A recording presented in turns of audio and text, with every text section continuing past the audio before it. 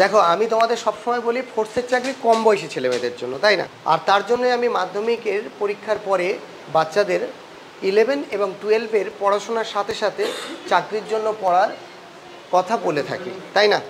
তো আজকের আমাদের একটি ভাই এসেছে, ওর মেডিকেল প্রি মেডিকেল করার আছে। আমি মেডিকেল করেছি এবং ও ফিট বলে আমি দেখেছি। ও কত স্কোর করেছে একটু জানবো, ইভেন ওর নামও জানবো না, ওর বাড়িও বলবো না, তাই তো? কেন বলবো না? ওর যেদিন চাকরি হয়ে যাবে, যেদিন মিষ্টি নিয়ে আসবে, যেদিন ও 2টো মিষ্টি আনলে আমি 20টা মিষ্টি তোমাদের খাওয়াবো, কোনো অসুবিধা নেই, ঠিক আছে? আর ও শুধু জানবো কোন ক্লাসে পড়ে আর ওর বয়স কত, তাই না? তো বেটা সর্বপ্রথম তুমি কত পেয়েছো একটু বলো। 120 র মার্ক আছে 120। পরীক্ষা কতর মধ্যে হয়েছিল? 160। 160।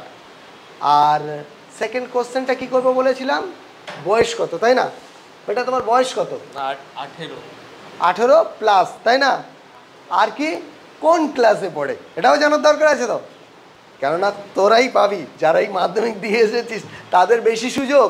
যারা উচ্চ মাধ্যমিক বা বিএ বা এমএ পাস করেছিস তাদের থেকে আমার এই মাধ্যমিকের যে রত্নগুলো আছে না, এরা সব এক একজন মানে হীরের টুকরো। তোরা সোনা বা রূপো হতে পারিস, ব্রোঞ্জও হতে পারিস, চিন্তার কোনো কারণ নেই। যাই হোক, কোন ক্লাসে পড়ো তুমি? ফার্স্ট সেমিস্টার দিলাম স্যার। বুঝতে পেরেছো তো? ফোর্সের চাকরি সবসময় আমাদের কম বয়সী বাচ্চাদের জন্য। আবারও বলে দিচ্ছি, কেননা ফোর্সের চাকরি পাওয়ার পরে তার তো দৌড়তে হবে, তাই না? তাহলে দৌড়ানো কারা ভালো পারবে? একজন 30 বছরের যুবক পারবেন না একজন 18 বছরের যুবক পারবে? বলো। 18 বছরের। তো খেয়াল করো, তোমাদের আগামী যে এক্সাম আছে, যদি তোমরা ঠিক করো যে আমরা একবারে পাশ করবো, পসিবল। আবারও বলছি, এটা তোমাদের হাতে।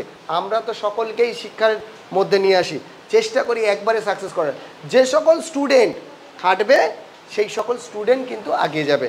মাথায় রাখবে, সরকারি চাকরি যোগ্যতার ভিত্তিতে হয়। সরকারি চাকরি কোনো রকম ভিক্ষাবৃত্তি বা কারোর কাছ থেকে টাকার বিনিময়ে নেওয়া সম্ভব নয়। বুঝতে পেরেছো?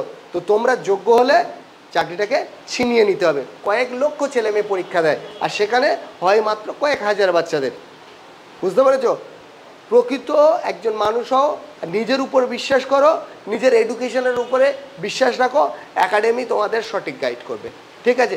যেহেতু নিজে আমি সাকসেস হয়ে এসেছি, আমি চাকরি পেয়েছি, আমি অনেক চাকরিতে পাশ করেছি, আমার কাছ থেকে 350-র অধিক বাচ্চারা সাকসেস হয়েছে, সেই সূত্রে তোমাদেরকে সঠিক গাইড করব, আশাবাদী যতটুকু পারবো, ঠিক আছে? আর নচেত আমাদেরও তো স্যার আছে, তাই না? আবার স্যার না পারলে স্যারের উপরেও তো স্যার আছেন, তাদের কাছে যাব, ঠিক আছে? আবারও বলছি, তোমরা চেষ্টা করবে ফার্স্ট বারে যেন পাস করতে পারো। কারণ যদি একবারে নয় তার দুবার করতে হবে, দুবারের জায়গায় 3বার করতে হবে, কিন্তু সেই সবথেকে মানে বুদ্ধিমান যে একবারে পাস করতে পারে। বুঝতে পেরেছ? আবারও বলছি, প্রচুর মানুষ আছে যারা কিন্তু সঠিক গাইডের অভাবে তারা সাকসেস হয় না, তারা প্রচুর খাটে। তোমরা কিন্তু আশাবাদী, আমি অন্তত চেষ্টা করবো 99.9% তোমাদেরকে সঠিক গাইড করার, ঠিক আছে? ম্যাডাম, তোমাদের ফার্স্ট ক্লাস কি হয়েছিল? জিকে হয়েছে। এরপরে কি হিন্দি ক্লাস হবে? তারপরে কি ক্লাস হবে? ম্যাথ হবে তো? তাহলে ঠিক আছে, মন দিয়ে করো। আর সকালে ফিজিক্যাল হয়েছে? ঠিক আছে, ঠিক আছে। তুমি চাকরি পাও, মিষ্টি খাও, তারপরে তোমার পরিচয় সকলের সামনে ক্লোজ মানে ওপেন করবো, ঠিক আছে? থ্যাংক ইউ, ভালো থেকো।